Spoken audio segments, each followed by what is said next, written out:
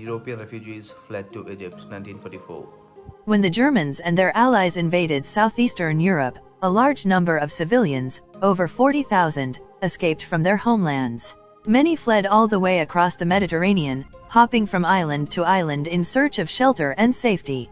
The British came up with the idea of settling hundreds of thousands of refugees, mainly women and children, from Bulgaria, Croatia, Greece, Turkey, and the former Yugoslavia, in Egypt, Syria, and Palestine. The program was called the Middle East Relief and Refugee Administration, MERA. After medical officials were satisfied that they were healthy enough to join the rest of the camp, refugees were split up into living quarters for families, unaccompanied children, single men, and single women. Once assigned to a particular section of the camp, refugees enjoyed few opportunities to venture outside. Occasionally they were able to go on outings under the supervision of camp officials. Naturally, food was an essential part of refugees' daily lives. Refugees in MERA camps during World War I typically received a half portion of army rations each day.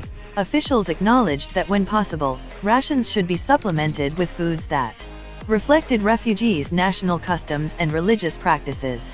Those who were fortunate enough to have some money could buy beans, olives, oil, fruit, tea, coffee, and other staples from canteens in the camp or during occasional visits to local shops, where in addition to the food they could buy soap, razor blades, pencils, paper, stamps, and other items.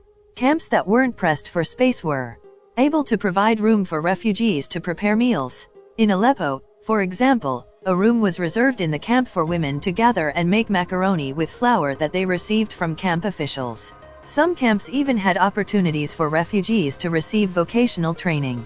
At El Shat and Moses Wells, hospital staff was in such short supply that the refugee camps doubled as nursing training programs for Yugoslavian and Greek refugees and locals alike.